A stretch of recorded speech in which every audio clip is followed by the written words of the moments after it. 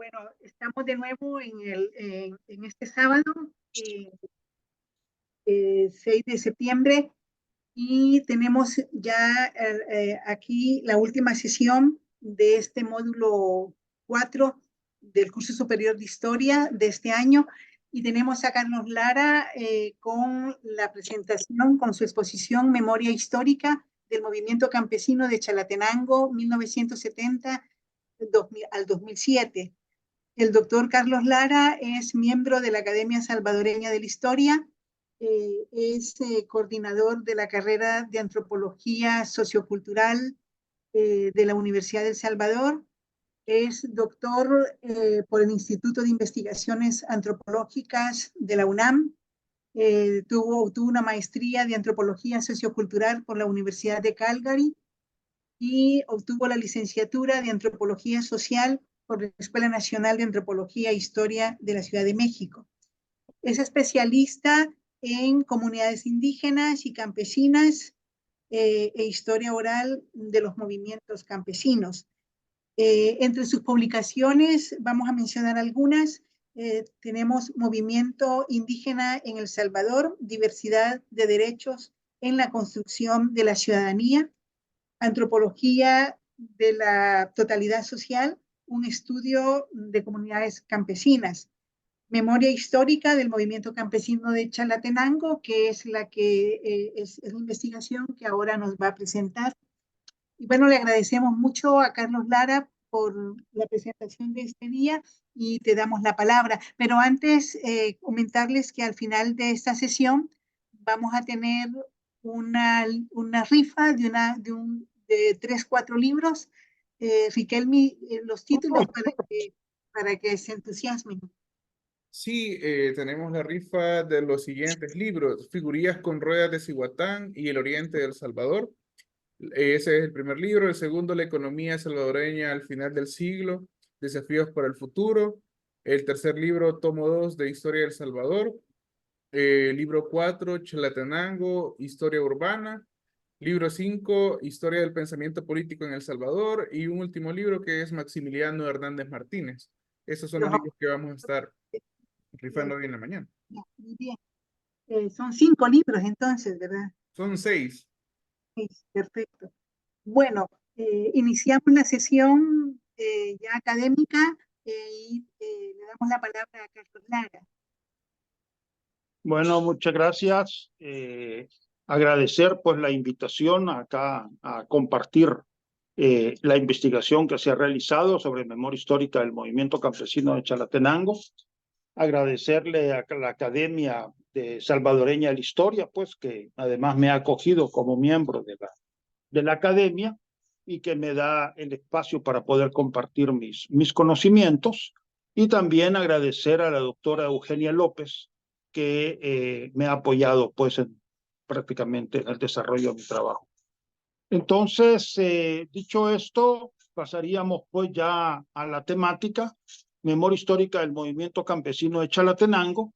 Nada más decirle que este título, memoria histórica del movimiento campesino de Chalatenango, no es un título caprichoso, ¿verdad? Sino que hay un concepto bien definido sobre memoria histórica que tiene que ver con el hecho de generar o el hecho que se ha generado una memoria colectiva que se apropia de los conceptos y los planteamientos de la historia científica y de las ciencias sociales, ¿verdad? El concepto de memoria histórica acuñado por Maurice Halbach, o si ustedes quieren pronunciarlo a la inglesa, Maurice Halbach, pero en realidad él es de origen francés, ¿verdad? Maurice Halbach, quien, Halbach, desarrolló este concepto pensando en una memoria de carácter nacional. Yo en realidad estoy trabajando el tema de la memoria histórica más bien desde el punto de vista más local, ¿verdad? Mi trabajo está concentrado en el cantón Guarjila y el municipio de San Antonio de los Ranchos, en el oriente de Chalatenango, y lo que yo me pude percatar es que en realidad allí no se desarrollaba una memoria colectiva de carácter tradicional, que sí la hay, ¿verdad? Pero ahí más bien se desarrollaba una memoria histórica.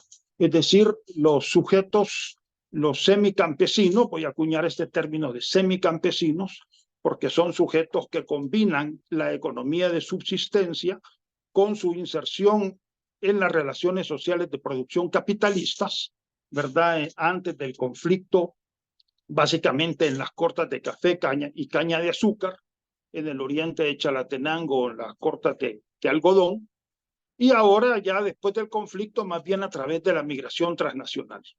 Entonces, estos sujetos efectivamente incorporan conceptos y planteamientos de la historia científica. Cuando uno los entrevista, comienzan a hablar del imperialismo yanqui, comienzan a hablar del capitalismo dominante, de la explotación, etcétera, ¿no? Una serie de conceptos sociológicos que ellos han asimilado por la influencia que tuvieron primero de los sacerdotes teólogos de la liberación y de la opción preferencial por los pobres, que llegaron a estas comunidades y crearon las comunidades eclesiales de base. Luego, la organización política y el partido político, ellos hacen una diferencia muy clara entre lo que es el FMLN como organización política y el FMLN como partido político. Y luego la escuela, pues el desarrollo también de la escuela. Entonces, todo esto ha dado un discurso híbrido que siempre es de memoria, pero memoria histórica, ya no una memoria colectiva tradicional, sino que más bien una memoria histórica. Bueno, el otro elemento que quiero aclarar es que esta investigación se lleva a cabo en un periodo bastante definido que va del 2003 al 2007, ¿verdad? Antes de que el FMLN pues llegara al Poder Ejecutivo. Esto es importante porque realmente hay que ponerle fecha. Muchas veces, bueno, los historiadores están más acostumbrados a poner fechas, los antropólogos muchas veces no le ponen fecha a sus investigaciones, y la información que yo voy a compartir corresponde realmente a la construcción del discurso de la memoria histórica entre 2003 y 2007, ¿verdad? Hay que decir, la memoria histórica es histórica. Valga la redundancia, perdón por la redundancia, pero la memoria histórica es histórica y hay que historizar la memoria histórica. No es lo mismo lo que una persona piensa sobre el movimiento campesino, digamos, entre el 2003 y el 2007, a lo que pensaba 10, 20 años antes, ¿verdad? La interpretación sobre los sucesos va cambiando y, por tanto, el discurso de la memoria va cambiando. Entonces, en ese sentido, esta investigación, pues, corresponde a ese periodo de 2003 al 2007, un periodo en donde el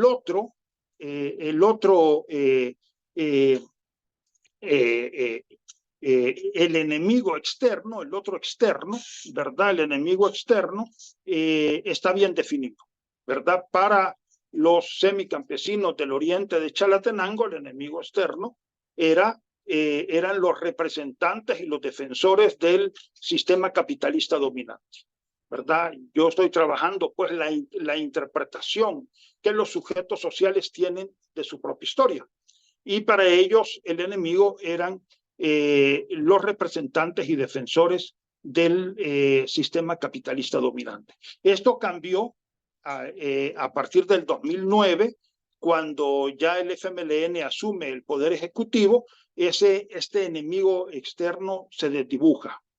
Sin meterme a mayores detalles, lo único que voy a decir es que cuando el enemigo externo está muy bien definido, las comunidades y las poblaciones revolucionarias se unifican.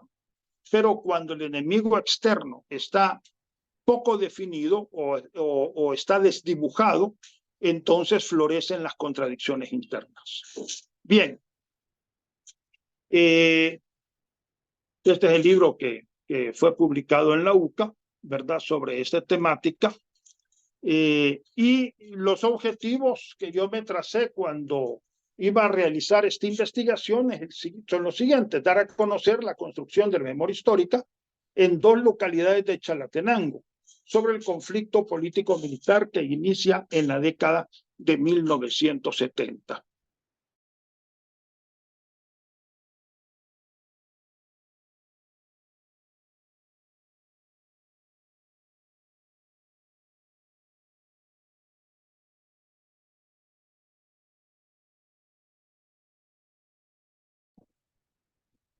Entonces siempre pues seguiré hablando del municipio de San Antonio de los Ranchos, aunque ahora ya sea distrito. El otro concepto que aquí que vamos a discutir más adelante es este concepto del conflicto político-militar, porque me parece que el concepto de guerra es un concepto muy limitado. Es un concepto que mutila el proceso y centra la atención en la acción bélica, ¿verdad? En los tiros y las bombas. Sin embargo, el proceso en realidad es más amplio. Y es importante que comencemos a ver los procesos más amplios. Como dice Le Goff, es necesario que pedaciemos la historia, o que dividamos, la historia en rebanadas. Yo creo que no es necesario que dividamos la historia en rebanadas. Es importante que aprendamos a ver los procesos completos, y el proceso completo va de 1970, cuando se generan las organizaciones político-militares, cuando se crean las organizaciones político-militares y también las organizaciones de masas, no solo las políticas militares, también las organizaciones de masa. En esta zona estuvo muy presente la Unión de Trabajadores del Campo, UTC, que estaba incorporada al Bloque Popular Revolucionario, que a su vez era parte de las Fuerzas Populares de Liberación Farabundo Martí. Entonces, en la década de los 70 se desarrollan las organizaciones político-militares, pero también las organizaciones de masas. Bueno, y en esta zona también muy importante la creación de las sedes de las comunidades eclesiales de base. Luego viene el conflicto armado, ¿verdad?, que se desarrolla a partir de 1981, y después los acuerdos de paz. Pero los acuerdos de paz no son el fin del conflicto, eso es importante. Los acuerdos de paz son el fin del conflicto armado, únicamente. Lo que se paró fue el conflicto armado, pero el conflicto social se siguió desarrollando. Y por cierto, para esta zona es un periodo de construcción de un nuevo tipo de sociedad y cultura. Me gustó mucho la participación de Álvaro de Soto en el 2021, la conmemoración de los acuerdos de paz del 2021, organizado por la UCA. Y bueno, hace ya más de 200 años, Clausewitz había dicho que la guerra es la continuidad de la política por otros medios. Y Álvaro de Soto dijo algo muy interesante. En el caso de El Salvador, yo diría del mundo entero, también la política es la continuidad de la guerra por otros medios, ¿verdad? Es decir, el conflicto continúa, pero por otros medios. A nivel nacional, a través de las elecciones y del Parlamento, y a nivel local, digamos, construyendo un nuevo tipo de sociedad y de cultura. Quiero que se entienda esto: un nuevo tipo de sociedad y cultura no quiere decir una sociedad ideal, bonita, hermosa, etcétera, ¿verdad? A veces se romantiza esta idea. Un nuevo tipo de sociedad y cultura quiere decir simplemente una sociedad y cultura diferente a la anterior. Diferente a la anterior al conflicto político-militar. Es decir, la sociedad que existía en los años 60, incluso en la primera mitad de los años 70, es diferente a la sociedad que se va a construir después de los acuerdos de paz. Entonces, simplemente estoy hablando de diferentes tipos de sociedad y de cultura. No se trata de romantizar el fenómeno. Bien, el segundo elemento: descubrir los valores, concepciones y normas culturales que derivan del discurso histórico sobre el conflicto político-militar en 2 localidades de Chalatenango. Esto es importante porque ¿quiénes son los que recuerdan? Los que recuerdan son los vivos, no son los muertos, ¿verdad? Es decir, el discurso de la memoria es un discurso que se construye desde el presente para orientar la acción social en el presente y proyectarla hacia el futuro, ¿verdad? Entonces, ¿cuáles son los valores, las concepciones y las normas culturales? ¿Cuál es el mensaje que está transmitiendo el discurso de la memoria histórica? El mensaje tiene que ver con la dinámica de la sociedad en el presente y con su proyección hacia el futuro. En ese sentido, la memoria histórica está entrelazando el pasado con el presente y con el futuro, ¿verdad? Entonces, y esto es importante porque los semicampesinos de Guarjila y los ranchos no son historiadores. Y es más, la gran mayoría de la población no es historiadora. Entonces, ellos no están interesados en el dato histórico. Ellos están interesados en el mensaje. ¿Qué es lo que la memoria del conflicto político-militar le dice para el presente y para proyectarse hacia el futuro? Y finalmente, el tercer objetivo, devolver la información recopilada a las comunidades estudiadas, contribuyendo de esta manera a desarrollar la memoria histórica de estas localidades. Hay múltiples formas de devolverla.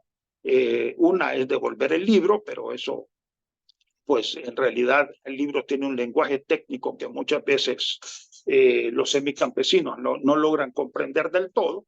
Se pueden hacer videos, se pueden... bueno, hay diversas formas para devolver la información. Bien, esta es la zona estudiada. La zona estudiada es ahí en el cursor lo estoy señalando. En realidad es como un conito. No es todo el departamento de Chalatenango, es nada más el oriente de Chalatenango o de San Salvador, el nororiente de Chalatenango. Bien, un poquito de reflexión teórica. Me parece que hay una oposición entre historia y memoria colectiva. Partimos pues del concepto de memoria colectiva. La historia pues es un discurso desarrollado por especialistas en historia. La memoria colectiva es la interpretación de los sujetos sociales sobre su propia historia. Eso es básicamente la interpretación que los sujetos sociales tienen sobre su propia historia. Digamos, en términos de antropología, podríamos hablar de una etnohistoria, ¿verdad? La historia de los especialistas es una historia discontinua, establece periodos y está preocupada por la cronología, ¿verdad? Se establece, qué sé yo, que a partir de finales del siglo XIX se instaura el capitalismo, en un primer momento como un capitalismo agroexportador. Luego viene el conflicto político-militar. En el conflicto también se pueden ver diversos periodos, ya lo vamos a ver. Los años 70, que es más bien una década de carácter preparativa, en donde se crean pues los movimientos, tanto político-militares como los movimientos de masa. Luego el conflicto armado, luego después de los acuerdos de paz, un periodo pues de construcción de un nuevo tipo de sociedad y de cultura. Bueno,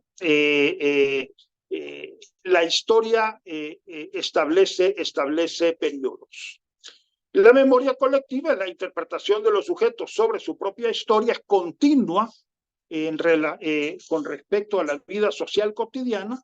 Muchas veces no establece periodos y es indiferente a las fechas. Esta memoria colectiva de carácter tradicional, bueno, sigue estando presente entre nosotros. Tenemos el excelente libro del doctor José Alejo García.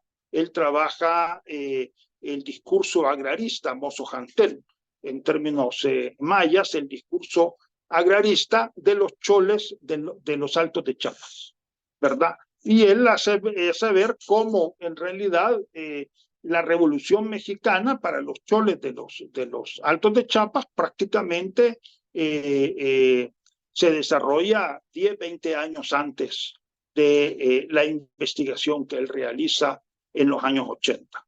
Entonces, hay una indiferencia con respecto a las fechas, lo importante en realidad es el suceso en sí. Y en este sentido hay que decir, bueno, sí, es cierto, la escritura ya condiciona, ¿verdad?, la construcción de un discurso de la memoria de diferentes tipos, pero hay que reconocer que en nuestros países, y esto en general en toda América Latina, hay mucho semi-analfabetismo o analfabetismo funcional, también le llaman, ¿verdad?, en donde la gente puede leer frases cortas, pero no puede leer ya un texto complejo. Entonces, la memoria colectiva tradicional se sigue desarrollando, no obstante de que la memoria histórica definitivamente ha ganado mucho terreno. Como les decía, en el caso de Guarjila y los ranchos, yo me topé con un discurso de la memoria histórica, ¿verdad? Ya los pequeños agricultores habían sido influenciados primero por los sacerdotes, teólogos de la liberación y de la opción preferencial por los pobres, casi prácticamente simultáneamente la organización política, el FMLN como organización política, posteriormente por el partido político, porque sí cambió el discurso realmente cuando se constituyó en partido político, y finalmente por la escuela, ¿verdad? Por la escuela. Entonces, lo que yo me topé en estos momentos fue más bien un discurso de la memoria histórica. Y en ese sentido podemos hacer la oposición de la historia con la memoria histórica. La historia siempre, especialistas en historia, tiene que ver siempre la memoria histórica con la interpretación de los sujetos sociales sobre su propia historia. La historia nos proporciona datos históricos y una interpretación científica. La memoria histórica también nos proporciona datos históricos, pero básicamente una interpretación de carácter social. Bien, y los otros conceptos que es importante distinguir, el concepto de tradición oral, que tiene que ver no solo con los relatos sobre sucesos históricos, también con cuentos, leyendas, mitos, ¿verdad? Yo trabajé, 9 años en la licenciatura en letras, y ahí pues estaba el proyecto de Melgar Brizuela, que trabajaba cuentos, leyendas y mitos tradicionales, y mi propio proyecto sobre relatos sobre el conflicto político-militar. Y la memoria histórica, que tiene que ver no solo con la tradición oral, también con monumentos, museos, rituales, lugares y la tradición oral.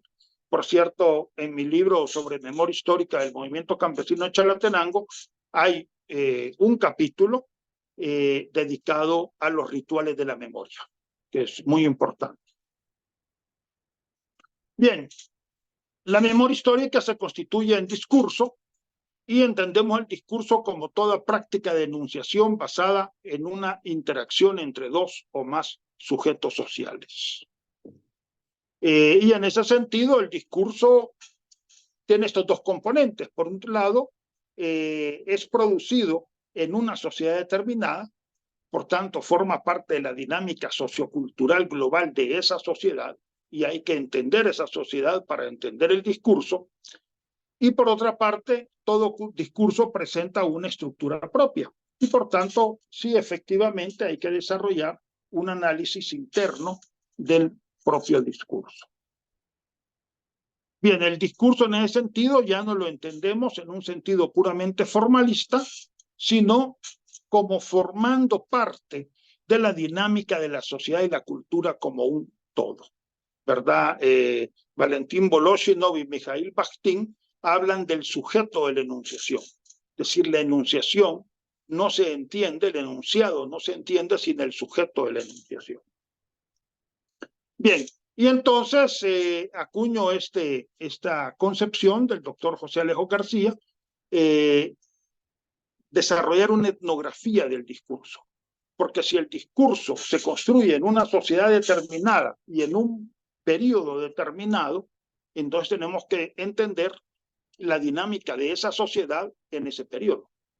Por tanto, lo adecuado es insertarnos en la comunidad, convivir directamente con ellos para poder reconocer los valores y las normas sociales, las concepciones que están orientando el devenir de la vida social cotidiana en esa comunidad y por tanto poder hacer una interpretación más profunda del discurso, ¿verdad? El discurso de la memoria forma parte pues de un universo cultural que es más amplio. No solo es el discurso en sí, sino todas las concepciones que ellos están desarrollando en un momento determinado, entre 2003 y 2007. Por ejemplo, era muy importante, digamos, las charlas que ellos tenían en los chalets, más o menos como a eso de las 4 o 5 de la tarde, se concentraban en los chalets y las pequeñas tienditas que habían en Guarjila y en los ranchos. Tomaban algo, muchas veces gaseosa o alguna cerveza, qué sé yo, y se ponían a platicar. Y ahí pude captar una serie de relatos sobre la memoria, sobre los sucesos del conflicto político-militar, sobre todo sobre los sucesos del conflicto armado, que ellos relataban, digamos, en charlas de amigos. También importante las sobremesas. Yo estuve conviviendo con una familia en Guarjila y también en los ranchos, ¿verdad? Bueno, en Guarjila prácticamente ahí estuve directamente en la casa de ellos y las sobremesas eran importantes en donde se transmitían relatos sobre los sucesos, tanto antes del conflicto armado como durante el conflicto armado y también después del conflicto armado. Entonces es importante esta convivencia directa y prolongada con los sujetos en estudio. Bien, la hipótesis que yo en principio me formulé es que el sentido del discurso histórico para los semicampesinos de Guarjila y los ranchos tiene que ver con las exigencias y las necesidades de la sociedad del presente. Eso ya hemos estado comentando. El discurso histórico transmite determinados contenidos culturales que son pertinentes para el desenvolvimiento de la vida social cotidiana y para su proyección hacia el futuro. Si entendemos el discurso como producto de una interacción social de tipo discursiva, entonces el discurso necesariamente desarrolla un diálogo. Siempre que hablamos se desarrolla un diálogo, ¿verdad? Y si alguno de ustedes habla solo, bueno, yo sí hablo solo muchas veces, si se dan cuenta, uno no está hablando con uno mismo, está hablando con otra persona. Siempre hay un otro imaginario que está presente. El propio Mikhail Bakhtin tiene un estudio muy interesante sobre los monólogos en Fyodor Dostoyevsky, y él se da cuenta cómo los monólogos en Fyodor Dostoyevsky en realidad son diálogos. Son diálogos, es decir, siempre se está dialogando con otro u otra, ¿verdad? Entonces, todo discurso es un diálogo. ¿Por qué? Porque somos seres sociales, así de sencillo, ¿verdad? Entonces, y el discurso de los semicampesinos de Guarjila y los ranchos básicamente constituye un discurso político. No digo que toda la memoria histórica tenga que tener que ver con la política, pero en este caso sí, es un discurso básicamente político. Tiene una importancia, un importante sentido agonístico orientado hacia la contienda y el combate. Bien. La hipótesis que yo me formulé en este sentido es que este carácter de conflicto condiciona la construcción del discurso sobre la memoria histórica de los pequeños agricultores de Guarjila y los ranchos. Es decir, que el discurso se da en este marco de contienda, ¿verdad? Entonces uno se pregunta, ¿con quiénes establece el diálogo y el debate los semicampesinos de Guarjila y los ranchos? ¿Verdad? ¿Con quiénes están dialogando? Bueno, En primer lugar, el investigador. No seamos ingenuos. El hecho de que uno vaya a las comunidades y entreviste a los sujetos sociales, eso condiciona el discurso que ellos van a elaborar. Bueno, si uno le pone la grabadora, todavía lo condiciona más. Pero aunque uno no le ponga la grabadora, yo, por ejemplo, que estuve conviviendo directamente con ellos, obviamente que ellos saben que yo no soy de ahí, ¿verdad? Que yo no pertenezco a su comunidad. Y por tanto, ellos van a medir sus palabras. Además, no son ingenuos. Ellos saben que uno, bueno, obviamente que yo me presenté como un investigador de la Universidad de El Salvador, que por tanto su discurso se va a dar a conocer a nivel nacional e internacional. Entonces, eso condiciona el discurso que ellos van a elaborar sobre la memoria histórica. Y los otros sujetos con los cuales dialogan son los representantes del orden social dominante, ¿verdad? Lo que ellos consideran los representantes del orden social dominante. Los campesinos y semicampesinos que apoyaron al PCN y que en 2003-2007 apoyan a Arena, los de orden y las patrullas civiles, el Ejército Nacional y cuerpos de seguridad, el Estado, la oligarquía, los gringos que apoyaron al Estado Nacional, también habían gringos apoyándolos a ellos, y los representantes de la religión tradicional, sacerdotes y feligreses católicos tradicionales y evangélicos y pentecostales. Por cierto, en esta zona se desarrolló un conflicto fuerte con los franciscanos, que llegaron en 1994. En 1994 llegaron los franciscanos y ellos realmente establecieron un conflicto directo con la teología de la liberación y la opción preferencial por los pobres. En Guarjila estaba el padre John Cortina y los franciscanos estaban en los ranchos, son dos poblaciones vecinas, ¿verdad? Entonces sí se generó un conflicto importante. Y por cierto, dato curioso, el sacerdote, el párroco, se opuso a que se celebrara en enero la llegada de San Antonio a los ranchos, porque ellos celebraban la llegada de San Antonio a los ranchos, ¿verdad? Y esto era el 17 de enero. Y entonces se hacía un festival,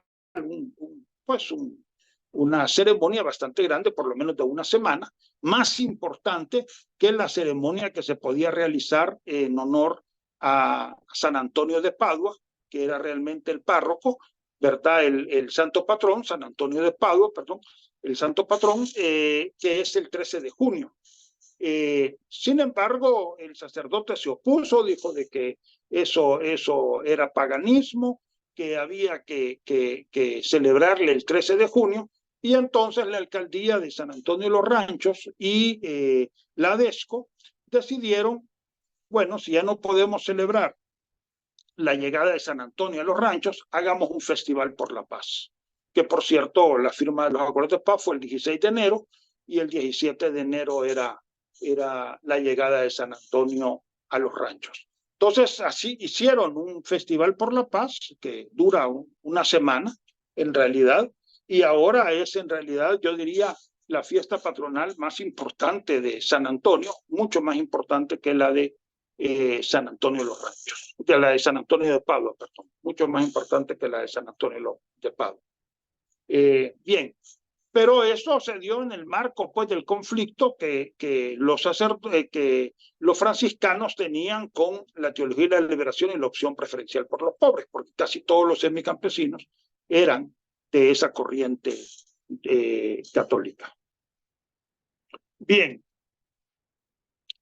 Ahora bien, los sujetos de la enunciación que elaboran el discurso histórico ocupan diferentes posiciones y roles sociales. De eso era yo completamente consciente. Sabía que debían de existir diversos discursos históricos, ¿verdad? Sin embargo, yo me topé con un discurso muy unificado, un discurso de la memoria histórica muy unificada.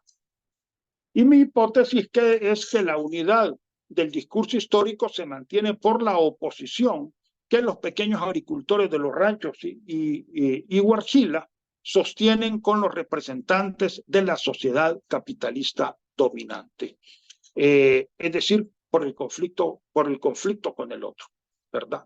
Por el conflicto con el otro. Bien.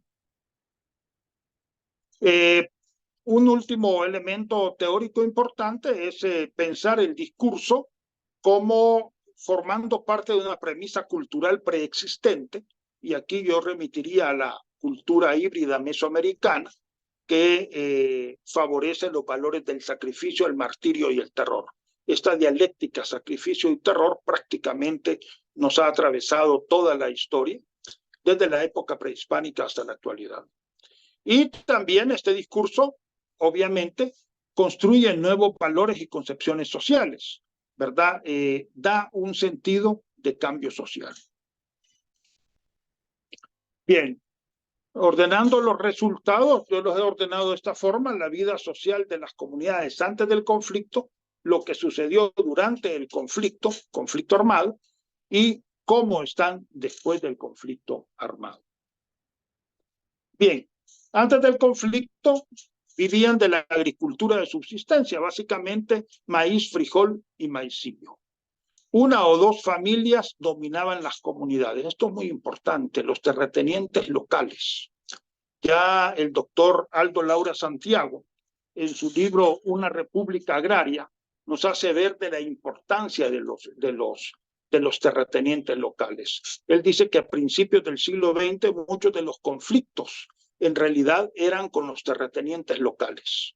Y efectivamente acá había, bueno, prácticamente una familia, la familia Recinos, que acaparaba casi toda la tierra del municipio de San Antonio de los Ranchos, y en Huarchila, que son vecinos, estaba un señor Santos, pero el señor Santos era Santos Recino. O sea que realmente era una familia ampliada que había acaparado gran parte de las tierras del municipio de San Antonio de los Ranchos y del cantón Huarchila. La mayoría de los semicampesinos en realidad eran peones de los terratenientes locales, ¿verdad? Eran peones de los terratenientes locales, que los terratenientes locales le proporcionaban una pequeña parcela para que pudieran producir su milpa, y a cambio ellos tenían que trabajar en sus propiedades, ¿verdad? Además también le daban un lugarcito para que pudieran construir su vivienda, porque tampoco tenían casa. Entonces realmente eran peones de los terratenientes locales, con todos los abusos de poder que eso pueda suponer. Se contrataban en las cortas de café, caña de azúcar y algodón, sobre todo en el caso del oriente de Chalatenango, café y caña de azúcar, ¿verdad? Y ahí, pues obviamente, sí recibían maltratos de parte de los grandes terratenientes nacionales.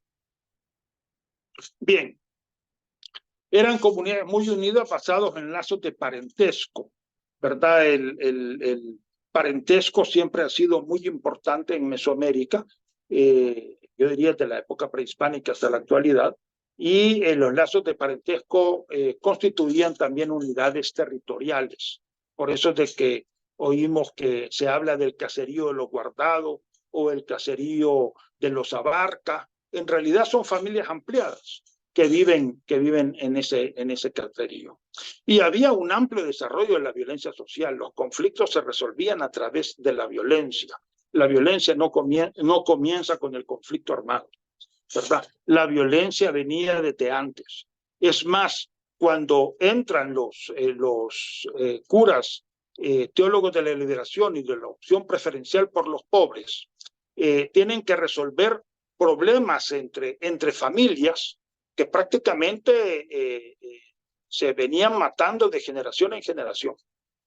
Y cuando se desarrolla el conflicto, interesante, yo tengo el dato ahí en mi libro, dos cantones que estaban en conflicto, uno se va con orden y el otro se va con la UTC, con la Unión de Trabajadores del Campo, ¿verdad? Entonces, realmente el desarrollo de la violencia ha sido muy importante en estas poblaciones por largo tiempo.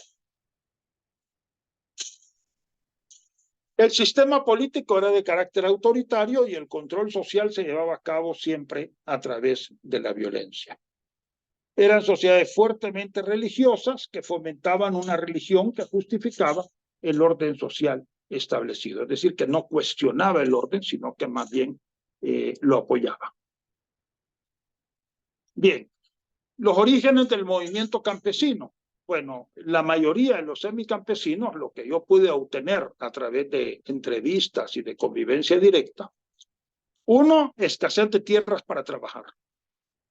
Y eso tenía que ver con los terratenientes locales, porque los terratenientes locales tenían acaparadas la mayor parte de la tierra de los municipios y los cantones. Entonces, uno, escasez de tierras para trabajar. Dos, maltrato en las cortas de café, caña de azúcar y algodón, y eso tiene que ver más con los terratenientes nacionales. Por cierto, el libro del doctor Rodolfo Cardenal, él tiene un libro muy interesante, Historia de una Esperanza, pero recomiendo el libro completo, porque también sacaron un librito chiquito, porque están promoviendo a Rutilio Grande para que sea santo. Entonces sacaron un librito chiquito. Pero el libro grande, el libro completo, es muy interesante y hace ver los conflictos que habían entre los trabajadores y los patronos en las cortas de café y caña de azúcar. Cambio en la visión del mundo de la religión, la opción preferencial por los pobres. Esto es importante, ¿verdad? Es decir, la opción preferencial por los pobres da una interpretación distinta de la religión y esto provoca un cambio en la mentalidad y, por supuesto, favorece el desarrollo del movimiento revolucionario. Voy a leer un par de testimonios que tengo aquí. Una muchacha que vive en Guarjila me dijo: la organización popular que yo recuerde a través de la reflexión muchas veces de la Biblia, interpretaciones precisas de la Biblia y su realidad concreta, ¿verdad? No solo profundización del contenido en el sentido de las lecturas y no algo solo superficial, ¿verdad? En que el Dios que está en los cielos y todo lo que hagamos en la tierra lo tenemos ganado en el cielo, sino que más la interpretación precisa sobre la justicia, sobre qué quiere Dios con sus hijos y sobre la justicia que debe de existir, no en el cielo, sino en la tierra. Y otro testimonio nos dice: a través de la reflexión de la palabra, siempre preguntando sobre el origen del movimiento campesino, a través de la reflexión de la palabra, y después habían como análisis del contexto nacional y de los acontecimientos, y los domingos también por las tardes había como asambleas pequeñas, pequeñas asambleas donde participaba la gente identificada y que se estaba organizando. Habían esos análisis de forma política y tardes culturales, con participaciones artísticas y música popular, porque al menos yo recuerdo que la canción del Carabina 3030, la de Nicaragua y la de Emiliano Zapata eran cantos que en ese momento ya se practicaban y yo, aunque era una niña, ya me los podía. Entonces, esto se lo leo para hacer ver pues la trascendencia de la religión en la construcción de la conciencia revolucionaria. Y por otra parte, también en el caso de los ranchos, muy poquitos, pero sí habían semicampesinos de derecha que ellos se enfocaban el tema a la envidia y lo que nos da una interpretación más individualista. Bien, luego con el conflicto político-militar se da el incremento de la represión, intento del Estado de resolver el conflicto a través de la violencia y lo que algunos antropólogos, mi persona y también Richard Adams, hemos hablado de la cultura del terror, ¿verdad? De la cultura del terror. Espérenme. Quería leerles un testimonio en ese sentido. Sí, aquí está. Un informante me dijo, en un lugar que le llaman el Rincón, hicieron como estas grandes barbaridades. Encerraron como a 7 personas. Antes habían unas casas con tabanco, que allí zampaban el maicillo y el maíz, y vinieron y zamparon a la gente dentro y le cerraron todas las puertas, y le zamparon chile y fuego y un montón de leña. Allí, ¡fum!, las quemaron. A otras personas hicieron como esto, vivos les quitaban el pellejo con cuchillo, seguro, y lo dejaban vivo, pero esa persona se moría, porque después terminaban sacándole los ojos, lo degollaban. Otro testimonio, ¿cómo mataron a mi familia? Por ejemplo, nosotros nos habíamos ido a huir, mi mamá se quedó porque estaba con una niña de 1 año, con un hermanito de 9 y otro de 7. Se quedaron junto con mi tatita. Allí llegó el ejército. ¿Qué fue lo primero que hizo? Los longearon. Longear es sacar lonja, ¿verdad? Los longearon por el lomo, porque mi tatita estaba sin camisa. Los longearon. Luego de longearlos, ellos hincados orando de que los salvara nuestro Señor, vino el ejército. Empezó con el primero, con mi abuelita, ¡pum!, balazo, delante de los otros. Y había una raíz de un aceituno y le ponían la cabeza después en la raíz del aceituno y ras, se la volaron. Y luego, y esa cabeza la zamparon en una estaca. Por cierto, esta figura de las cabezas zampadas en una estaca está también en Un día en la vida de Mario Argueta, ¿verdad? Después siguieron con mi tatita, lo mismo. Después de que lo habían longeado, ¡pum!, el balazo. Le arrancaron la cabeza y la sembraron en otra estaca.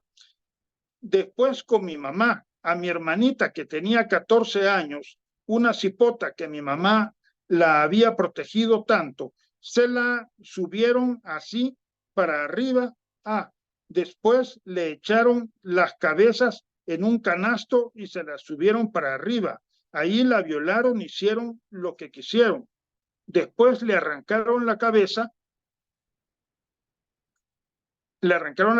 también. Eso hicieron con mi familia, ¿verdad? Pero esas cosas, eso abundaba. Bien. Luego, pues, obviamente, ante todo este panorama, también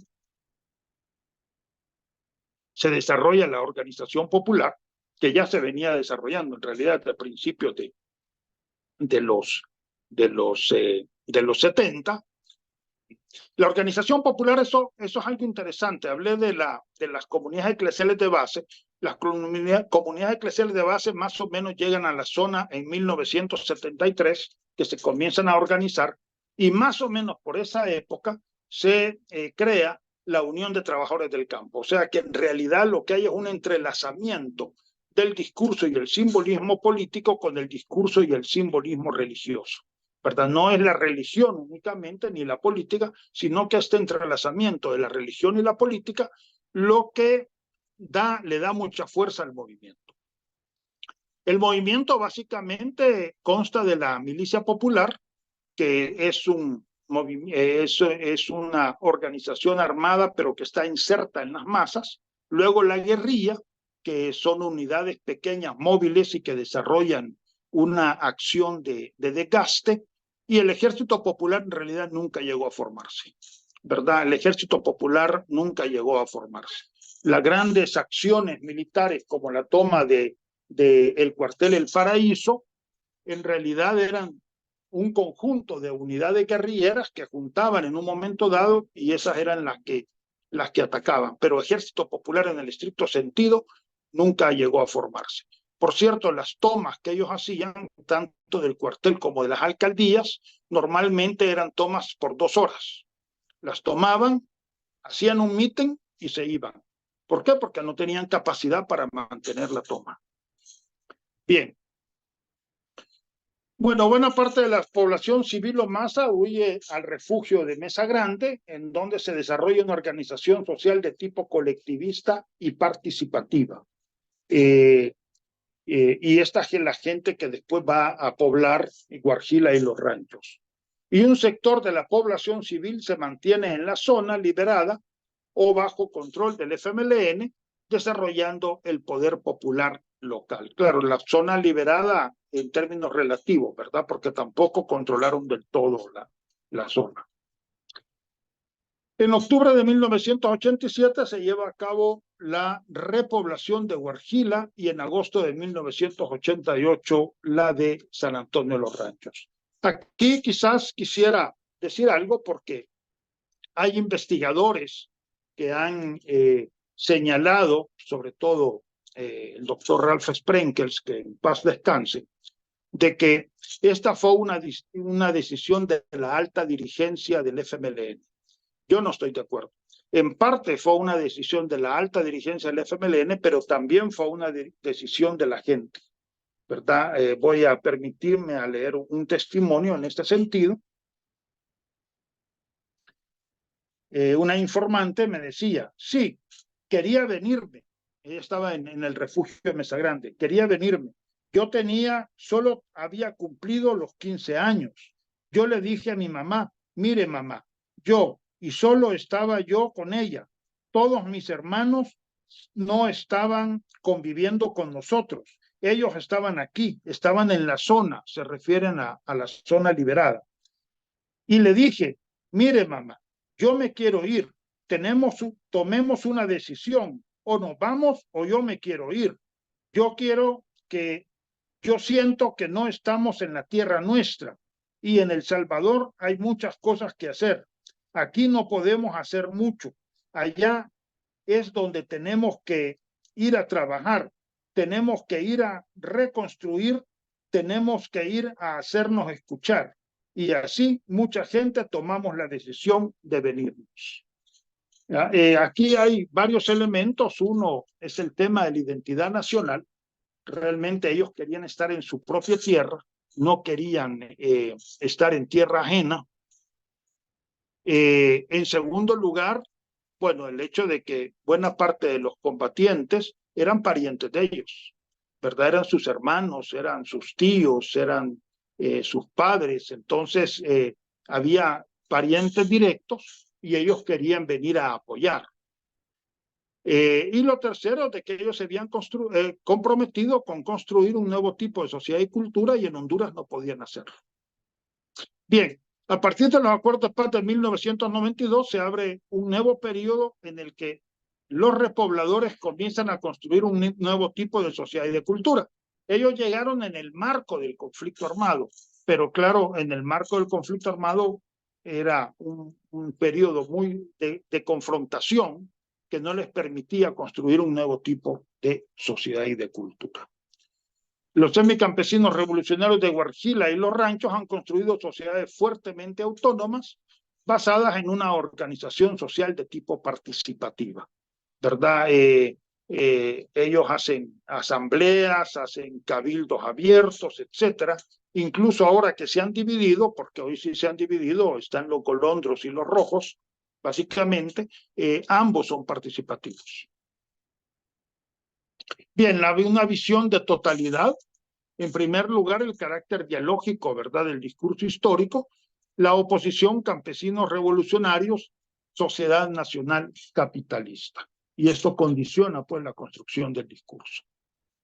Este es un esquema que yo he realizado para dar una visión de totalidad. Tomo la teoría de la liminaridad. Liminaridad viene de limen. Limen es lo que está entre lo uno y lo otro. Y aquí se ha tomado la metáfora del ritual de pasaje. del ritual de pasaje que da el paso de una condición sociocultural a otra de calidad diferente. En este caso, se abre un gran ritual de pasaje que pasa de un tipo de sociedad a otra de calidad diferente. Los que han estudiado los rituales de pasaje, Arnold van Gennep en Francia, y luego Víctor Turner en Inglaterra, aunque él después se asienta en la Universidad de Chicago, ¿verdad? Nos hablan de 3 etapas del ritual de pasaje. Uno, la etapa de separación, donde los neófitos son separados de la sociedad dominante. Luego, una etapa de limen o margen, es decir, de liminaridad, propiamente dicho, y luego una etapa de reintegración. En la etapa de separación, yo, para el caso pues, del conflicto político-militar, lo divido en 3 fases: la fase preparatoria, la fase de ruptura y la fase confrontativa. La fase preparatoria, periodo en el que se crearon las condiciones para el desarrollo del movimiento campesino. Situación de explotación, violencia extrema y cambio de la cultura tradicional. Y aquí quizás decir algo, sí, efectivamente me opongo a varios académicos que hablan de un movimiento marxista-leninista. En realidad, el marxismo-leninismo era un componente. Muy importante fue el marxismo oriental, básicamente Mao Zedong o Mao Zedong, ¿verdad? Toda esta idea, por ejemplo, en el caso, bueno, que nos compete del bloque popular revolucionario, la idea de la guerra popular prolongada y la línea de masas, no lo van a encontrar en Lenin. Es un planteamiento más bien del marxismo oriental. Y luego, como hemos dicho, la teología de la liberación y la opción preferencial por los pobres, que pone un sello importante en la construcción de la conciencia revolucionaria.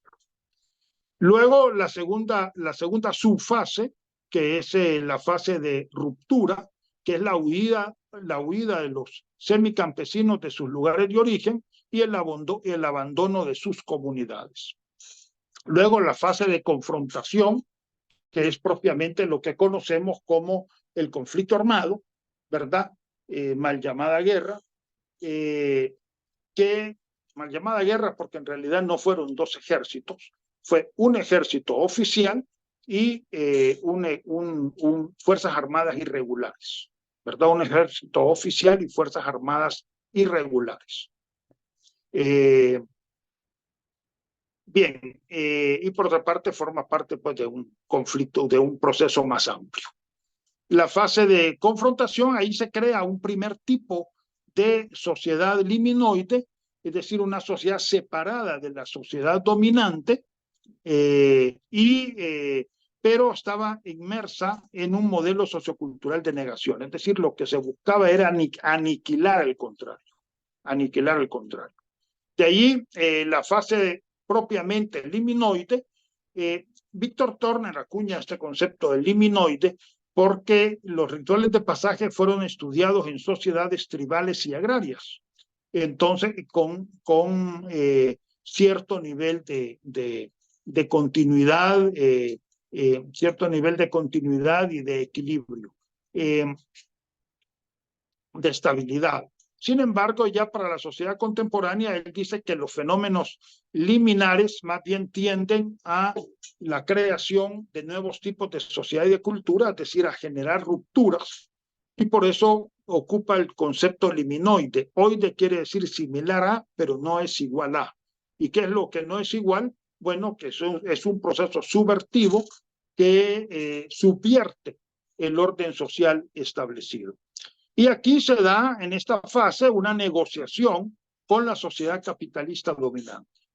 Y luego la fase de reintegración, que es cuando ya se reintegran a la sociedad dominante, y aquí podemos decir que se han mejorado las condiciones materiales y sociales de vida y logran un nivel de autonomía social y política. La nueva sociedad de Guarjilo en los ranchos, todos los mayores de 18 años reciben 3 manzanas de tierra, cosa que antes no tenían tierra, ahora ya tienen. Reciben terrenos amplios para la construcción de sus viviendas. Ahí terrenos en donde construyen la vivienda y además les queda un espacio para el desarrollo de sus huertos caseros, ¿verdad? Tanto en Guarjila como en los ranchos hay bastante trabajo en el tema de los huertos caseros. Y luego vienen ya la etapa de construcción de las viviendas, viviendas de bloque, ahora todos tienen viviendas de bloque que fueron construidas a través de las ONGs y personalidades pues que atrajeron fondos, ONGs, algunas nacionales, otras internacionales, y personalidades que también atrajeron fondos. La construcción de clínicas, se construyen clínicas en los cantones y también se refuerzan las clínicas que ya existían en los municipios. En el caso de Guarjila, por cierto, una clínica bastante bien equipada. Y el desarrollo de la educación. Bien, la composición de la población hasta el 2007, que fue donde yo terminé la investigación, refugiados, 90%, o sea, el refugio tiene mucho que ver en la construcción del nuevo tipo de sociedad y cultura, y ahí pues el papel de las mujeres es muy importante, porque en el refugio había bastante componente femenino, bastantes mujeres, y ellas condicionan la construcción del nuevo tipo de sociedad y cultura. Algunos excombatientes, familias originarias muy pocas, en los ranchos 1%, podríamos decir, y luego, eso ya es un fenómeno más contemporáneo, los familiares de los ex refugiados y excombatientes que comienzan a llegar a estas comunidades y poblaciones. Bien, para el análisis de los relatos que les he leído, yo he aplicado esta fórmula, es una fórmula matemática. A es a B, lo que C es a D, lo que E es a F. Es decir, el Estado militarista es al movimiento revolucionario, lo que la represión a la autodefensa, lo que el control social a la libertad. Ojo, estoy hablando a partir de los semicampesinos de Guarjila y los ranchos, ¿verdad? Y esto es importante. Las concepciones, las visiones de mundo y los valores no son universales, ¿verdad? Hay un nivel de universalización por la globalización de la sociedad, pero estos valores corresponden a los semicampesinos de Guarjila y los ranchos entre 2007 y 2003 y 2007. Entonces, el Estado militarista es al movimiento revolucionario lo que la represión es a la autodefensa, lo que el control social es a la libertad. Entonces, tenemos una asociación, Estado militarista, represión, control social, y la otra, movimiento revolucionario, autodefensa, libertad. Aquí la libertad concebida como libertad comunitaria, ¿verdad? Más que como libertad individual, como libertad comunitaria. Las oposiciones, Estado militarista, movimiento revolucionario, represión, autodefensa, control social, libertad. En el caso de la religión también aplico esa misma fórmula y tenemos lo siguiente. La opción preferencial por los pobres es al catolicismo tradicional, lo que el reino de Dios en la tierra es al reino de Dios en el cielo. Lo que la transformación de la sociedad es a la preservación de la sociedad, lo que la justicia y solidaridad es a la injusticia y egoísmo. Entonces tenemos las asociaciones, opción preferencial por los pobres, reino de Dios en la tierra, transformación de la sociedad, justicia y solidaridad. Y catolicismo tradicional, reino de Dios en el cielo, preservación de la sociedad, injusticia y egoísmo.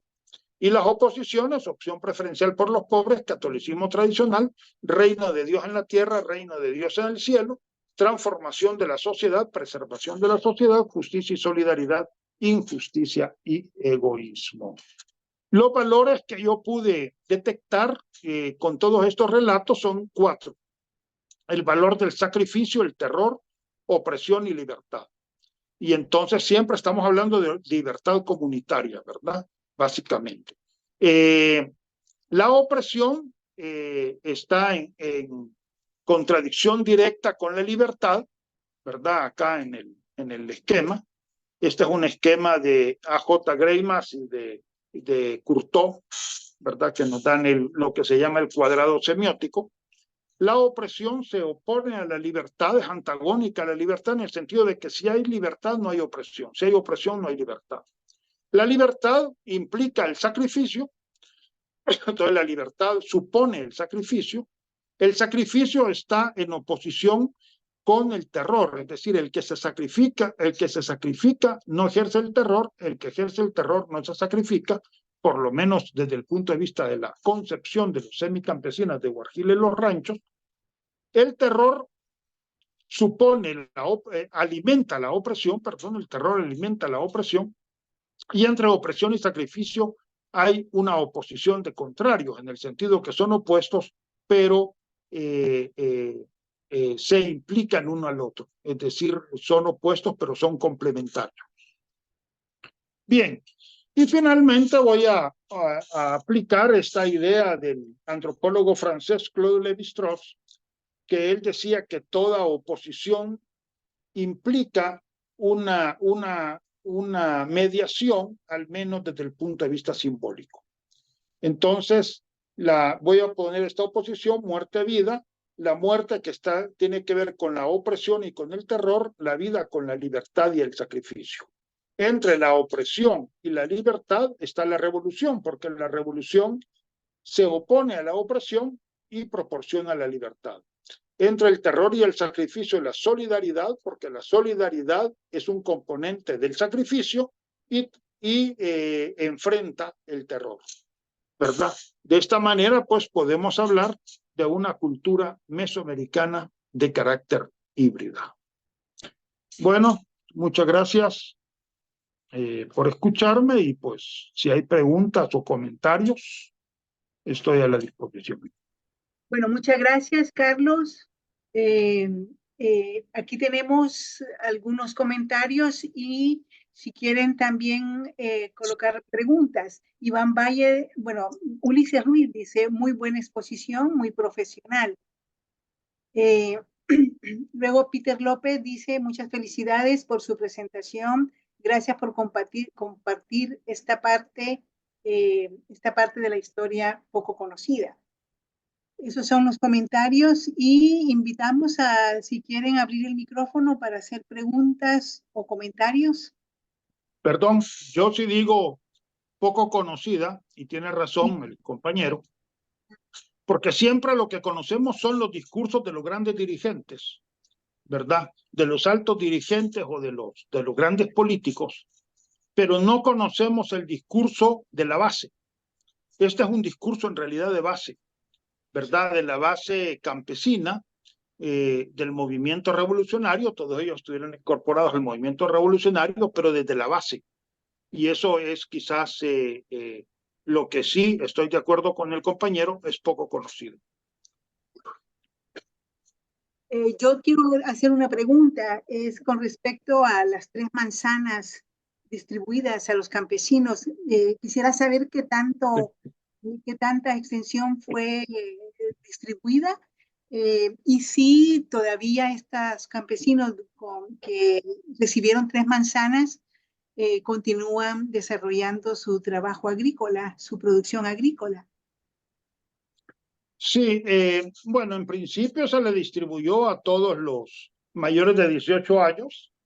Por supuesto que aquí hay gente que logra acaparar más, hay gente que se le da menos, pero digamos que como media, sí, la mayoría recibió sus 3 manzanas. Hay lugares donde han vendido, otros no. En el caso de Guarjila, yo pude ver que la gran mayoría sí tiene sus manzanas y sí está produciendo su milpa. Lo que ellos hacen es antes combinaban la agricultura de subsistencia con las cortas de café y caña de azúcar. Ahora ya no. Ahora combinan la agricultura de subsistencia con las remesas, ¿verdad? Es decir, casi todos ellos tienen parientes en los Estados Unidos y reciben remesas. Pero sí, como no, yo incluso fui con ellos a cortar. Fui a cortar frijol, ¿verdad? Y sí tienen sus manzanas. Algunos, como digo, algunos han vendido parte también, porque no vendieron las 3 manzanas, pero pueden haber vendido una manzana, ¿verdad? Y sí tienen su tierra y sí están produciendo la milpa. La fórmula es esa, combinan la agricultura de subsistencia con la migración transnacional. Eso mismo yo lo vi en Cacaopera, hacen lo mismo, ¿verdad? También ellos están combinando la agricultura de subsistencia con la migración transnacional. Oscar Antonio, Eugenia, sí, adelante. bueno, Carlos, gusto Sí, saludarte. Muy bonita igualmente. presentación. Te quiero comentar que he trabajado los 10 últimos años y 2 después de la pandemia en reparar las carreteras de la zona de Chalatenango. Conozco Sí. muy Guarjela, San Antonio, Zacualpa, San Miguel de Mercedes, todos los pueblos del oriente de Chalatenango. Pero la última vez que estuve, en el 2022, la gente que trabajaba para mi empresa, sacada de esos cantones, se quejaban de hambruna, que las milpas y los cultivos no se estaban dando como ellos querían y estaban sufriendo esa catástrofe. ¿Qué comentarios podrías hacerme al respecto? Ya que los terratenientes, como tú decís, abusaban de los campesinos y hoy ellos no tienen a dónde sembrar ni en qué trabajar. Por eso hubo una fuerte migración de esa zona, Carlos. Saludos. Gracias. Sí, mira, la migración transnacional en realidad viene desde los años 80, ¿verdad? La migración se comienza a dar en los años 80 en el marco del conflicto, pues, político-militar, y no se ha detenido. Tanto que se especuló que con el fin del conflicto se iba a parar la migración, en realidad no paró.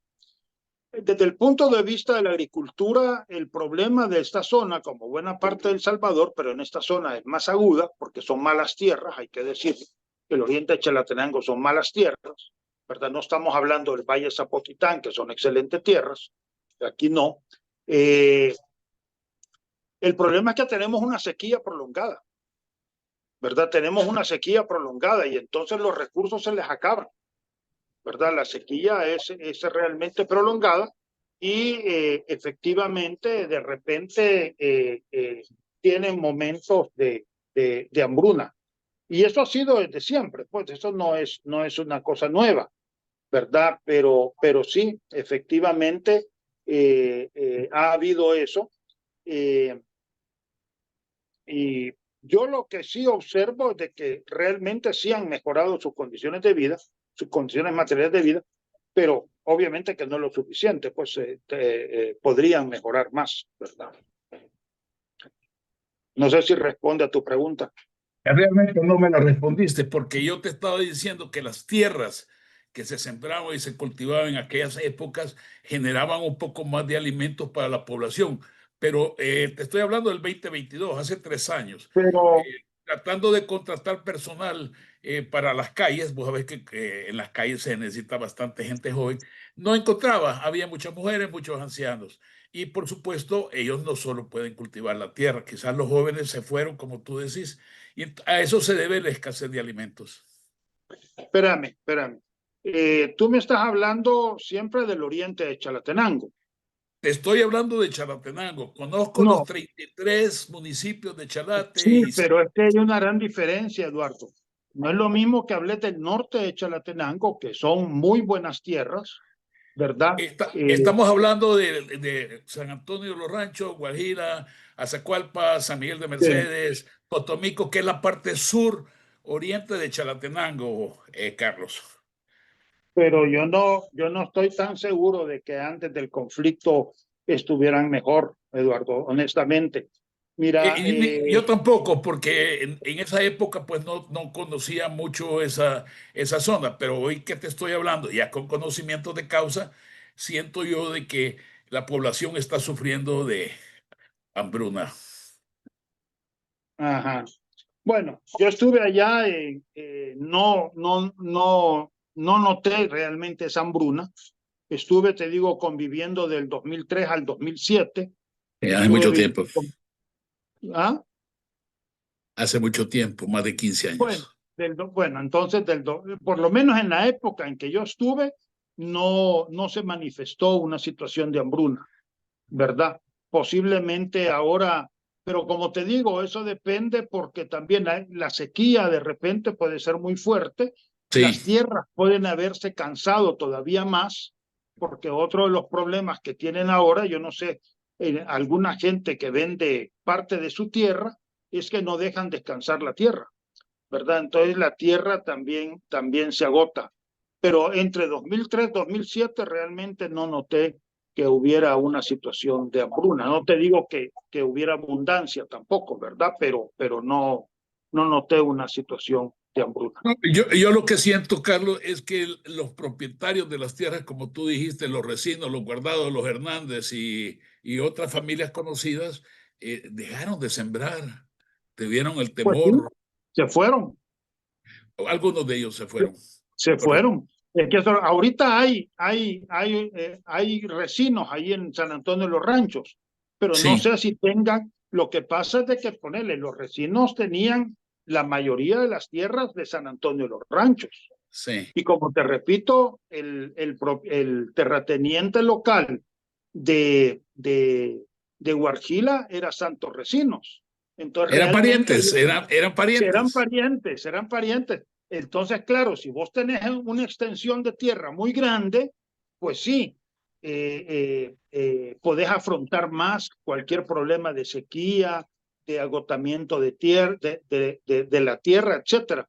Pero si vos tenés, ponele 2, 3 manzanas, ponele que vendieron algunas, se quedaron con 2, con una manzana, entonces ya el problema del agotamiento, el problema ya de la producción se vuelve un problema. Ahora, te voy a decir otra cosa.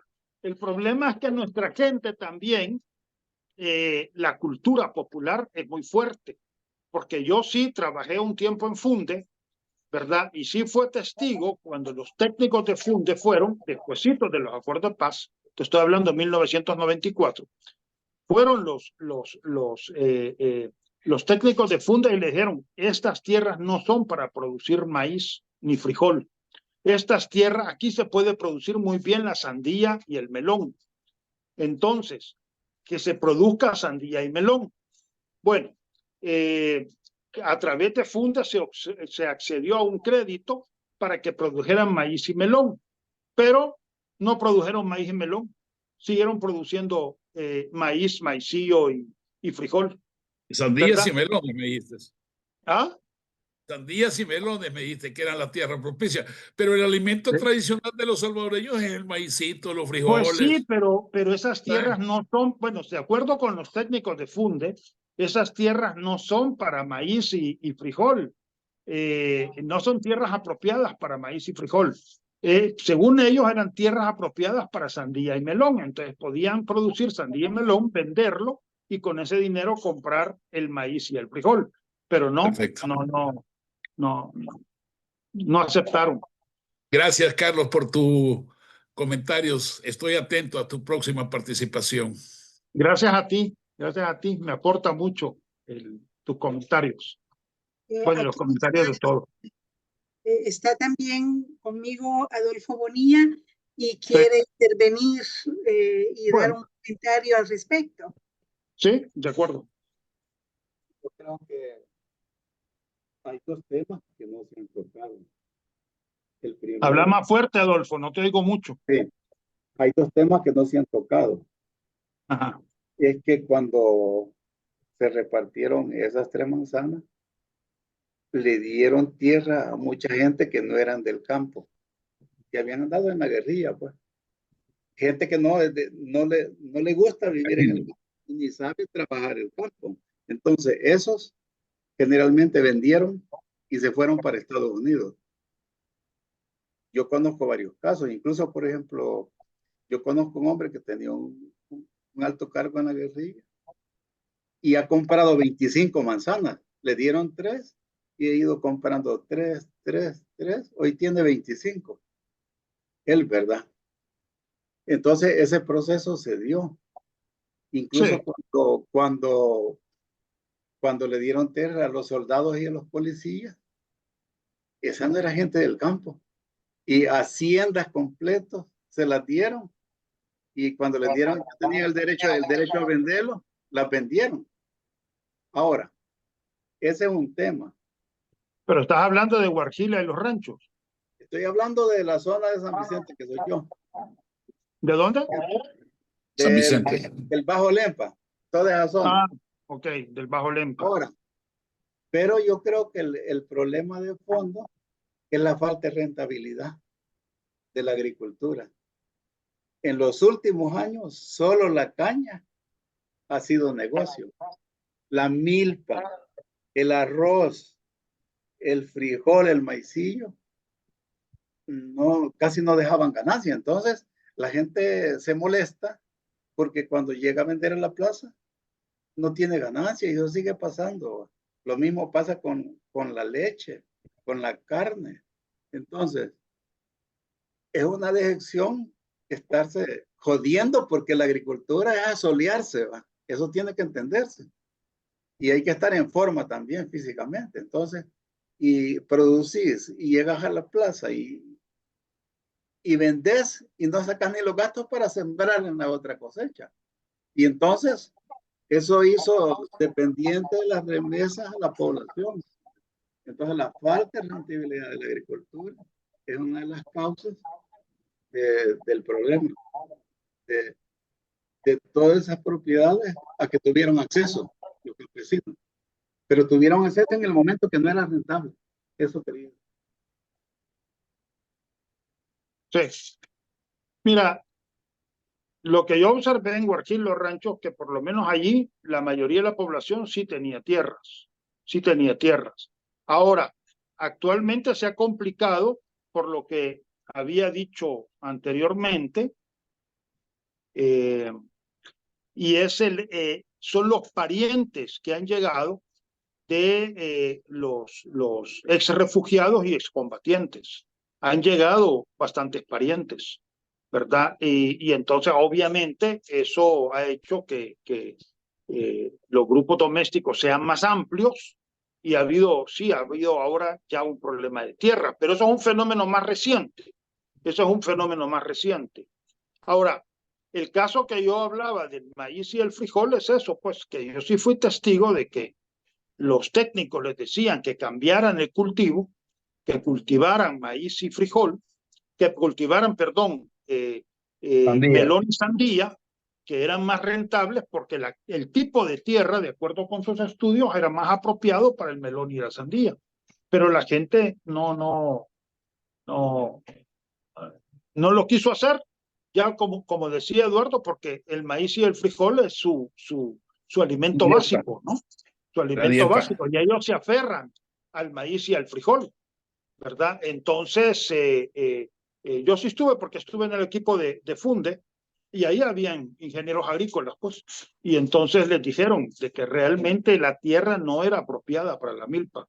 La tierra podía ser apropiada para sandía y melón, y por cierto que algunos sí sembraron sandía y melón, pero muy poquitos.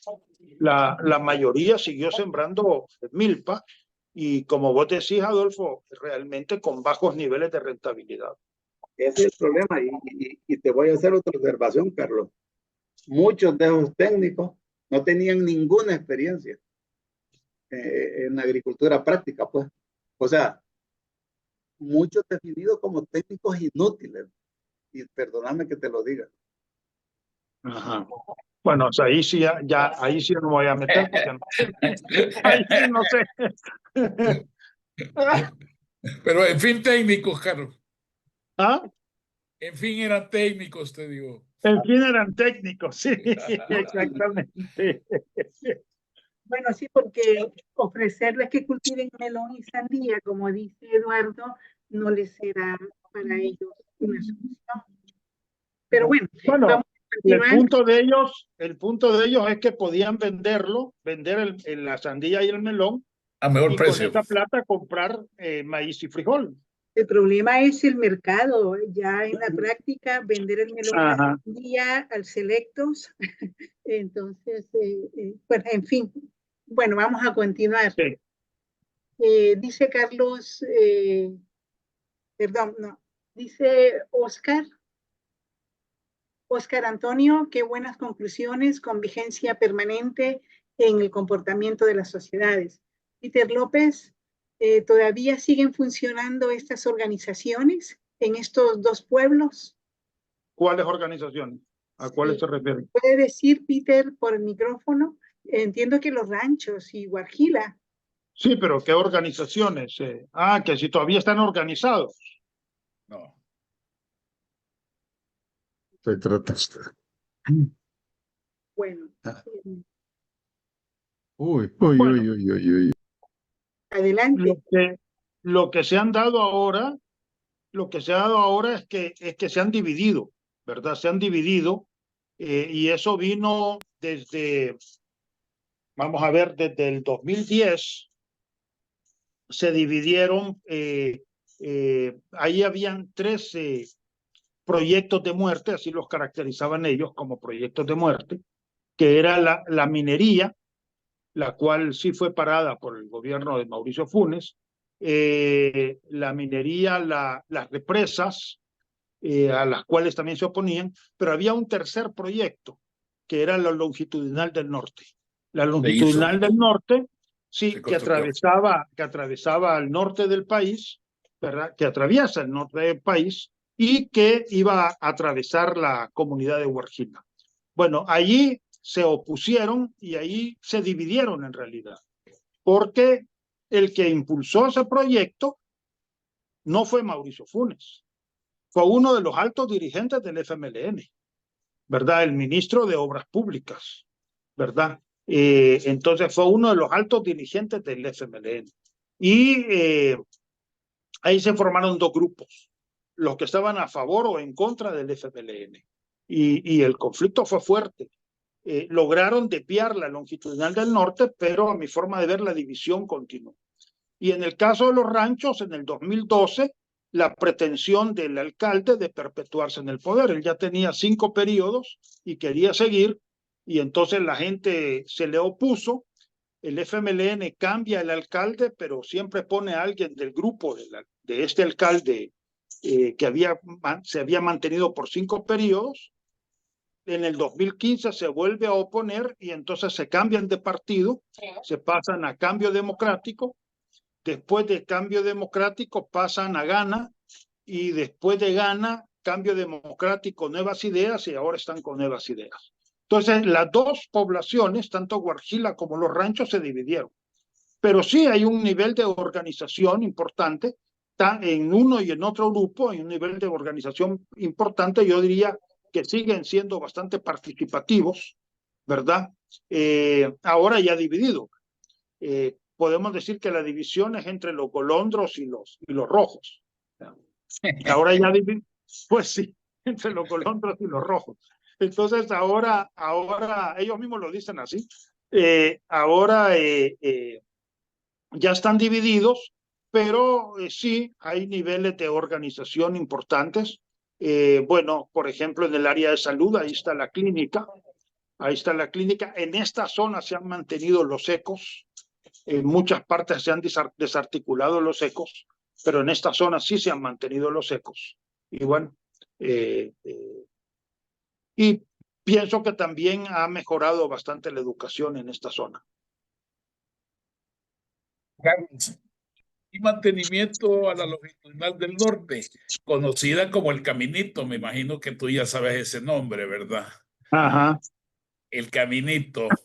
Entonces, por lo que yo pude apreciar, ya la Unión de Trabajadores Campesinos y la Federación de Campesinos FECAS en Guarjila y los ranchos, nadie me comentó nada de eso. No sé si tú puedes decirnos si todavía existen esas dos organizaciones.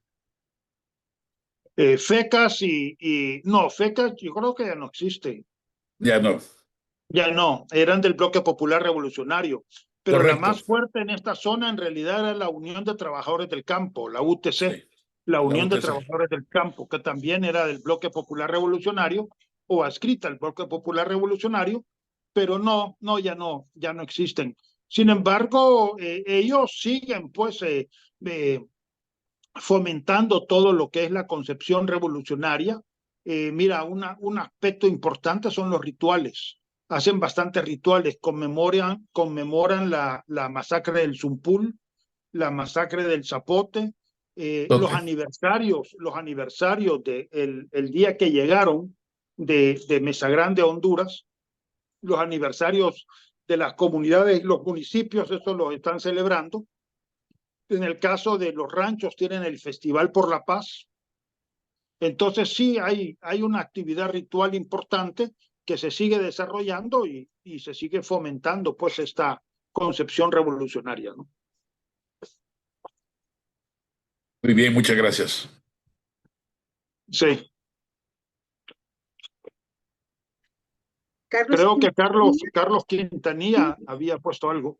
Carlos Quintanilla dice, felicitaciones Carlos Benjamín, una gran investigación conviviendo con toda la población de dichos lugares, valioso para la historia. Gracias. Luego tenemos también Fernando David Ardón, muchas felicidades por su investigación. Claudia Herrera, excelente investigación, muchas felicidades. Y hasta ahí los comentarios. Y bueno, ha sido interesante la exposición y el mismo debate en las preguntas, a través de las preguntas. Y estaríamos cerrando, si no hay más preguntas ni comentarios, podríamos dar por finalizada esta charla y continuar con la rifa de los libros. Así estaríamos cerrando este curso superior de historia. Y al inicio comentábamos que vamos a continuar con más actividades académicas. Para septiembre, ya la otra semana, les enviamos una invitación a mesas redondas que vamos a hacer en torno a la independencia. Esas van a ser entradas libres, va a ser a través de Facebook. Y estaríamos también organizando un curso de patrimonio cultural para el mes de noviembre. Le voy a dar entonces la palabra a Riquelme, que es quien va a estar organizando la rifa. Muchísimas gracias, Carlos, por tu exposición. Gracias a ustedes y gracias por la atención y gracias por las preguntas. Y a mí me parece que esto nos enriquece, ¿verdad? Nos enriquece a todos. Bien, gracias doctor por su participación y también a todos los que están presentes, ¿verdad? Por haber cursado pues muchos de los 4 módulos, otros compañeros 3 y otros compañeros nuevos, ¿verdad? Que se han incorporado. Agradecerles por su participación porque pues para nosotros es muy importante el desarrollo de estas actividades. Antes de la rifa de los libros, solo quiero pedirles un favorcito a todos. Si pueden, les mandar un mensajito temprano, si pueden activar su cámara. Vamos a tomar una captura de Hay una pregunta, dice, disculpen, ¿no tienen ustedes actividades para noviembre? Sí, acabo de decirlo, es un curso de patrimonio cultural que va a estar, la programación sería para todo el mes de noviembre y en poco tiempo más estaríamos enviándole la información. Sí, solamente que creo que la cronología de las actividades, el jueves 18, la presentación del libro de Ricardo Castellón en la Embajada de México. Creo que por esa fecha chocamos con una actividad de la academia, vamos a reprogramar una fecha, pero creo que vamos a ir por la fecha de 19, la primera charla de independencia, 25 charla de independencia, y noviembre, precisamente en octubre va a ser la inscripción para el curso de noviembre. Así que en octubre estamos lanzando la invitación ya para la inscripción y en noviembre, el primer sábado, comenzamos con el curso. De igual manera, yo voy a estarles enviando toda la información a su WhatsApp, a los que están en los grupos y a las personas también que participan fuera de los grupos, que gustan que les envíe la información por aparte, ¿ve? Entonces, ahí con todo gusto yo les voy a estar ahí comunicando. A los compañeros, si pueden activar su camarita, vamos a tomar la captura de pantalla. Yo se les envío también finalizando la clase a ustedes y se quedan también con la pantalla si gustan. Bueno, veo que algunos vamos manejando, así que algo rapidito. Para la captura de pantalla y así nos queda también el registro a nosotros en redes de que hemos culminado el curso. Felicidades a todos por haber, muchos de ustedes, culminado todos los módulos, a los que participaron en módulos por temática, pues también felicidades, ¿verdad? Porque esto pues es una actividad muy completa. Entonces, denme un segundito y tomo la captura de pantalla. Solo no vayan a apagar la pantalla. Voy a tomarlo 3 veces. A contar a 3, 1, 2, 3.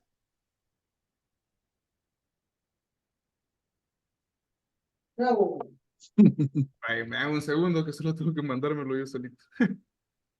Eh, porque tengo dos partes aquí en las cámaras.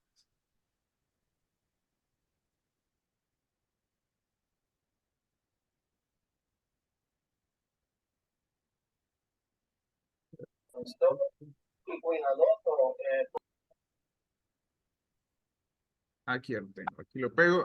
Voy con el segundo bloque, permítanme. Aquí estamos.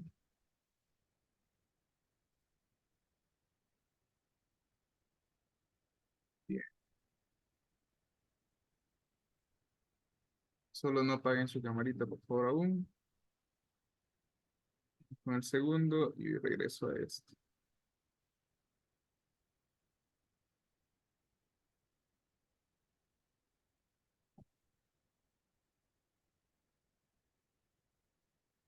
Un momentito. Yo solo quiero ver que estén todos, vea.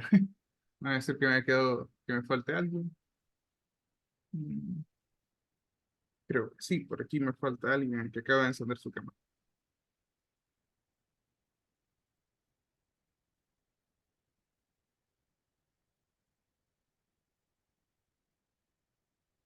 Ahí se me quedaba, creo que Carla. Deme un segundito. Y ahora sí, ya les tomo la última. Ok, ya están todos. Aquí lo dejo ya guardado. Eh, pues un gusto conocerlo, vea. Muchos de ustedes ahorita los conocemos a través de cámaras, bien. Vamos a realizar la rifa de los libros. Tenemos 6 libros que rifar y pues yo tengo aquí sus números, sus nombres, perdón. Tengo aquí sus nombres y los voy a mencionar porque sé que ya por cuestiones de tiempo ya casi tenemos las 12. Entonces voy a mencionar los nombres. Por favor, solicitarles de que me escriban un mensajito. Compañera, esto es bien importante mencionárselos también. Yo esta semana que viene no voy a atender cuestiones de administración por asuntos internos también de la institución. Así que el del lunes 15, entre el lunes 15 y lunes 20, el lunes 15 y viernes 19, les voy a enviar su carta del 4.º módulo. Esa va a ser la fecha que yo les envíe y la copia digital de su diploma, porque lo voy a enviar entre esa semana, entre el 15 y el 19.